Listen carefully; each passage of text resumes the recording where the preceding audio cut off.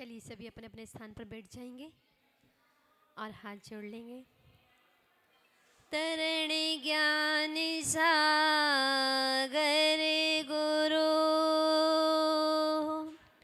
तारो मुझे ऋषि करुणा करो कर से दो आशीष वही से दो आशीष यही प्रार्थना वीर से अनुने से कर जोड़ पग पग पल पल बढ़ चलो मोक्ष महल की ओर मोक्ष महल की ओर मोक्ष महल की ओर। बोली देवाई देव 1008 श्री आदिनाथ भगवान की। बोली देवाई देव 1008 मूल नायक अतिशयकारी श्री पार्श्वनाथ भगवान की। बोली देवाई देव 1008 श्री महावीर भगवान की। परम पूज्य आचार्य गुरुवर श्री शांति सागर छाड़ी महाराज की। परम पूज्य आचार्य गुरुवर श्री सर सुमति सागर जी मुनिराज की। परम पूज्य आचार्य गुरुवर श्री सर सन्मति सागर जी मुनिराज की। परम पूज्य आचार्य गुरुवर श्री सर विद्यासागर जी मुनिराज की। परम पूज्य आचार्य गुरुवर श्री सर ज्ञान सागर जी मुनिराज की। परम पूज्य आचार्य गुरुवर श्री सर गे सागर जी मुनिराज की।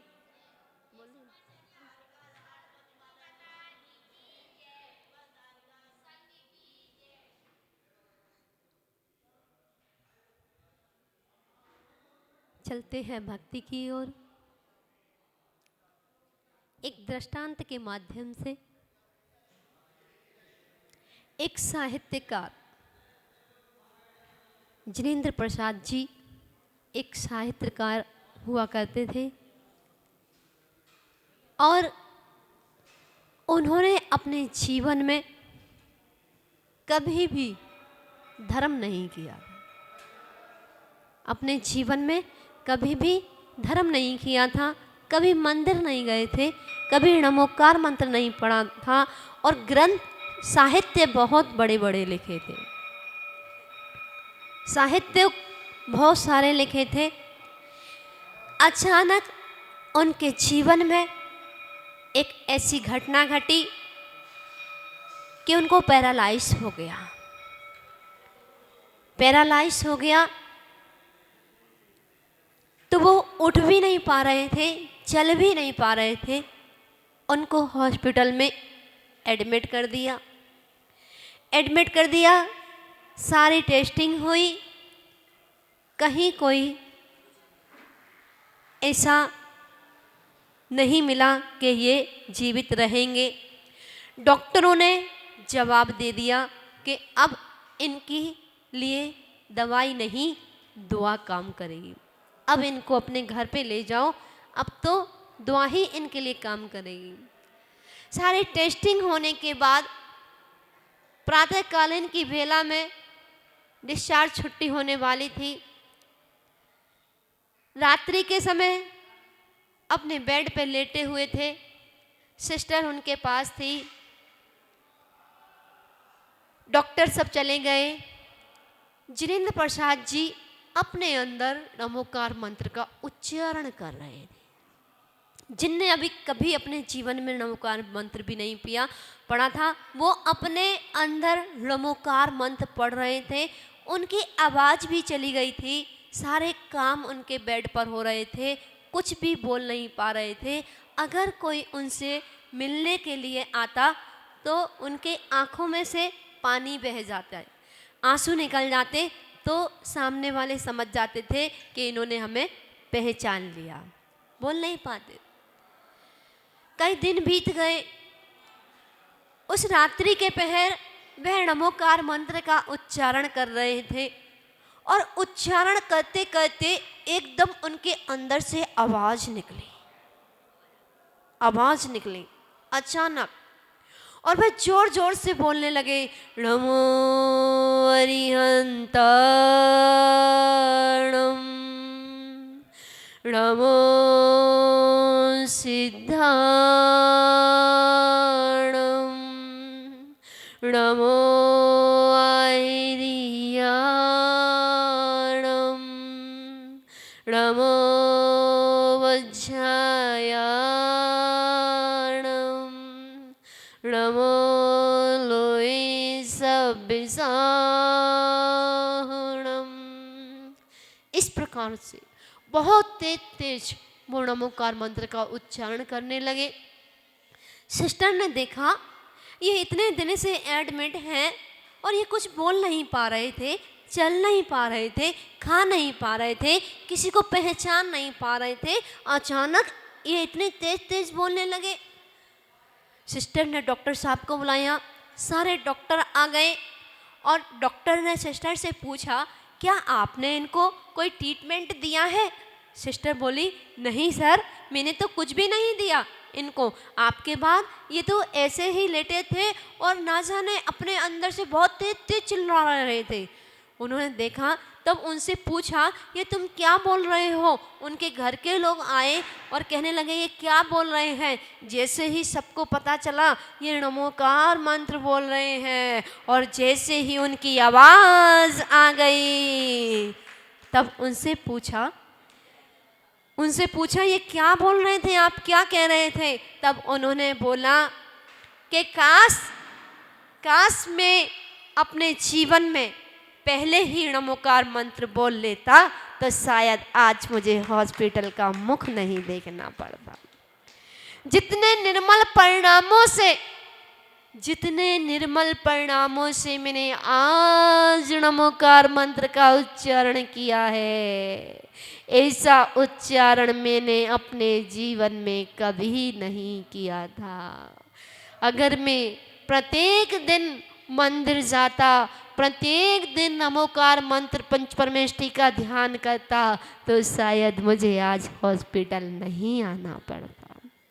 इसी नमोकार मंत्र की महिमा अपरंपार। हम सबको दो चीज मिली है, एक नमोकार मंत्र पंच परमेष्ठी मंत्र और एक भक्तांबर जी स्तोत्र।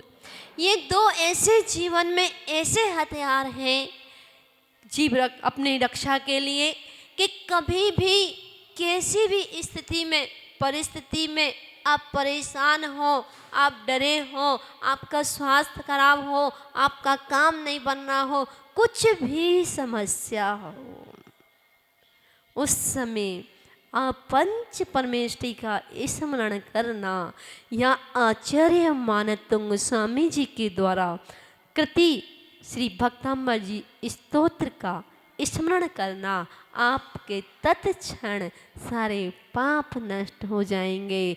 कई जन्मों के बंधे हुए पाप क्षण भर में क्षय को प्राप्त हो जाएंगे और आपका पुण्य का संचय हो जाएगा। जो कार्य आपका कभी नहीं बनता था वो ऑटोमेटिक अपने आप कार्य होता चला जाएगा। ऐसी शक्ति है पंच परमेष्ठी भगवान, पंच परमेष्ठी पंच नमस्कार मंत्र में एक बार जो उच्चारण कर लेता है कई सागरों के पाप नष्ट हो जाते हैं। ऐसा और आप नमोकार मंत्र पढ़ते हैं, बहुत से लोग कहते हैं हमारा मन नहीं लगता, माला फेरने में हमारा मन नहीं लगता। बहुत लोगों की शिकायत होती है जब भी माला फेरते हैं जो काम कभी याद नहीं आता वो काम सामने आ जाता है। जिस इंसान को भूल चुके थे वो इंसान सामने आ जाता है। माला पूरी कब हो जाती है पता ही नहीं चलता। तो बहुत से लोगों का कहना होता है कि हमारा मन नहीं लगता। हम आपसे कहते हैं अगर पंच परमेष्ठी प्रभु की जब आराधना करो, माला करो, तो गुरुदेव कहते थे अगर 108 दाने में अगर एक दाने पर भी मन लग गया, अगर एक दाने पर भी मन लग गया, एक नमोकार मंत्र पढ़ने पर भी आपका मन स्थिर हो गया तो आपने बहुत सारे पापों का क्षय कर लिया। अब मन को कैसे लगाएं? कुछ लोगों की जिज्ञासा भी होगी कि माता जी माला फेरते समय कैसे मन लगाए?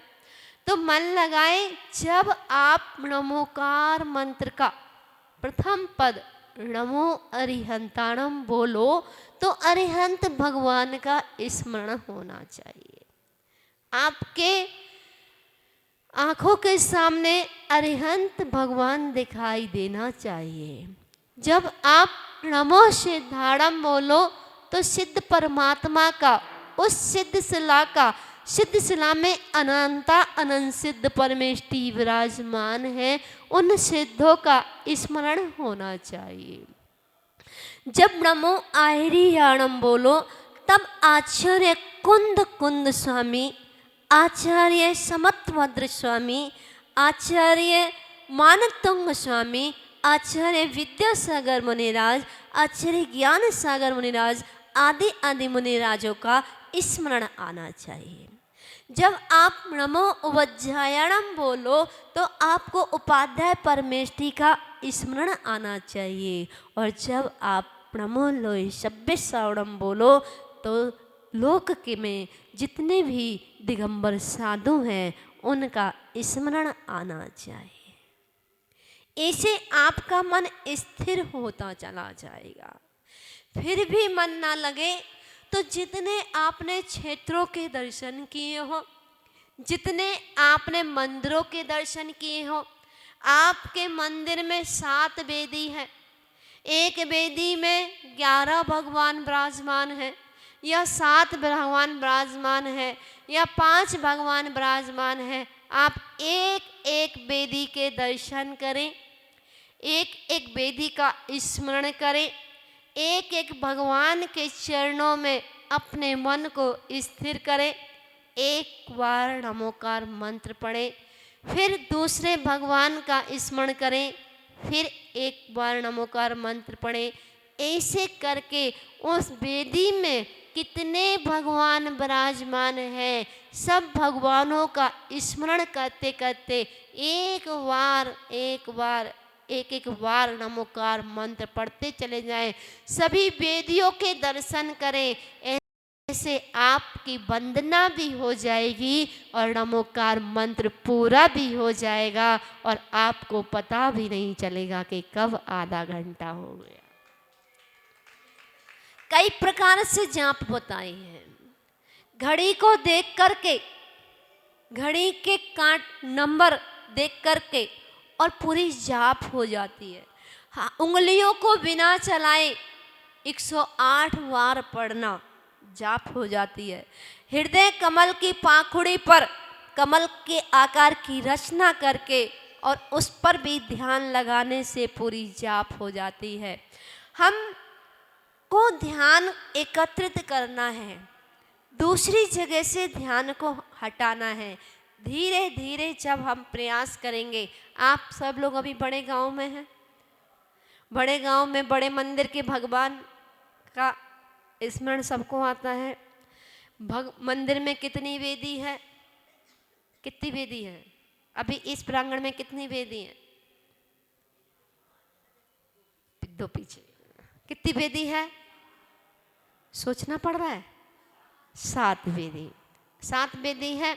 जब भी आप अपने घर पे जाओ या अपने मंदिर में जाओ, जब माला फेरने में मन ना लगे तो सबसे पहले बड़े गांव के पार्श्वनाथ भगवान के चरणों में बैठ जाना और भगवान के चरणों में बैठ जाना, वो अभिषेक का स्मरण करना, शांति धारा का स्मरण करना और क्रम से एक एक वेदी के दर्शन करते हुए एक एक बार नमोकार मंत्र का जाप करते हुए 7 वेदियों के दर्शन करने के बाद फिर मुनि सुरनाथ भगवान के दर्शन करना, फिर मानस स्तंभ है बीच में, फिर वहाँ के दर्शन करना, फिर चंदा प्रभु भगवान के दर्शन करना। ऐसे पूरे बड़े मंदिर के दर्शन करते हुए फिर कमल मंदिर में जाना।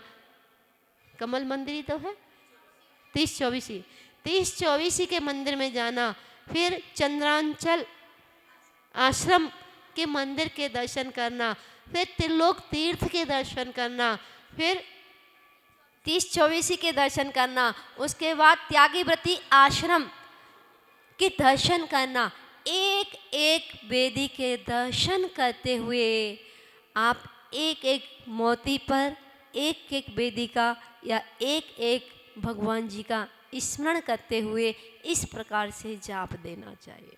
यदि आपको 24 तीर्थंकर के नाम याद है तो आप 24 तीर्थंकरों का स्मरण करके प्रथम श्री आदिनाथ भगवान के दर्शन करते हुए किन्हीं 24 का जहाँ भी आपने 24 के दर्शन किए हों उस 24 का स्मरण करते हुए प्रथम वेदी पर श्री आदिनाथ भगवान के पास दर्शन करते हुए एक बार नमोकार मंत्र का जाप करना। फिर से दूसरे मोती पर दूसरे भगवान के पास, तीसरे मोती पर तीसरे भगवान के पास, ऐसे 24 तीर्थंकर की वंदना करते हुए 24 बार नमोकार मंत्र का जाप हो जाएगा। इस प्रकार से जब हम जाप करेंगे तो धीरे धीरे धीरे धीरे हमारा मन एकत्रित होता, एक इस बिल्कुल अपने अंदर मन की एकाग्रता होती चली जाएगी और हम पंच परमेष्टि का स्मरण करते जाएंगे। और गहराई में डूबना हो तो नमोकार सामायिक कर रहे हैं या सामायिक नहीं कर रहे हैं, हम भगवान के मंदिर में आए, दर्शन किए, बैठे, हमारा मन इधर उधर जाने लगा, वहाँ नमोकार मंत्र का जाप करना। आधा घंटा, 1 घंटा, 1.5 घंटा, 2 घंटा कैसे निकल जाता है सहज में पता भी नहीं चलता। एक बार नमोकार मंत्र का जाप करना। नमो अरिहंताणम। अभी हम जाप नहीं दे रहे, केवल भगवान का गुणगान कर रहे हैं, आराधना कर रहे हैं, उनके गुणों का स्मरण कर रहे हैं। नमो अरिहंताणम। अरिहंत भगवान कैसे हैं? वीतरागी, सर्वज्ञ, हित उपदेशी, 18 दोषों से रहित, 46 मूल गुणों के धारी अरिहंत परमात्मा को मेरा बारंबार नमस्कार हो। कैसे है वो 46 मूल गुण? 10 जन्म के, 10 केवल ज्ञान के, 14 देवकृत, 8 प्रातिहार्य और 4 अनंत चतुष्टय के धारी श्री अरिहंत भगवान। वह 10 जन्म के अतिशय कौन से हैं? अत्यंत सुंदर शरीर, सुगंधित शरीर, पसीना नहीं आना, अतुल्य बल का होना, एक एक मूल गुणों का ध्यान करो। आपका समय कब कैसे निकल जाएगा पता नहीं चलेगा। फिर वो 18 दोष कौन से हैं जो 18 दोषों से रहित हैं? ऐसे अरिहंत भगवान का स्मरण कीजिए। फिर जब नमो सिद्धाणम बोलो तो सिद्ध परमात्मा के वो 8 मूल गुण कौन से हैं? 8 मूल गुण कौन से? उन 8 मूल गुणों का स्मरण करो। वे 8 कर्म कौन से हैं? ज्ञानावर्णादि जिन कर्मों को उन्होंने नष्ट कर दिया है उनका स्मरण करो कि हमें भी अपने अष्ट कर्मों से मुक्त होकर के 8 गुणों की प्राप्ति करनी है। फिर नमो आयरियाणम। जब आचार्य परमेष्टि का स्मरण करो तो ध्यान करो कि वह कौन से 36 मूल गुण हैं। उन 36 मूल गुणों में से एक एक मूल गुण का स्मरण करो। जब नमो उपाध्यायणम बोलो तो कौन से वो 25 मूल गुण हैं? उपाध्याय परमेष्टि के 11 अंग, 14 पूर्व के जो 25 मूल गुण हैं, एक एक मूल गुणों का स्मरण करो। जब नमो लोय सभ्य सावणम बोलो तो साधु परमेष्टि के 28 मूल गुण कौन से हैं? उन एक एक मूल गुणों का स्मरण करो। ऐसे पूरे पंच परमेष्टि के, पांचों परमेष्टि के 143 मूल गुण हो जाते हैं। जब हम 143 मूल गुणों में डूब जाएंगे तो हमारे घंटों घंटों कब बीत जाएंगे हमें पता भी नहीं चलेगा। इस प्रकार से हमें नमोकार मंत्र का स्मरण करना चाहिए। और नमोकार मंत्र के बाद श्री भक्तांबर जी स्तोत्र का, भक्तांबर के 48 काव्य हैं। हम जो भी व्यक्ति उन 48 काव्यों का मेडिटेशन करता है उसे मेडिसिन लेने की आवश्यकता नहीं पड़ती।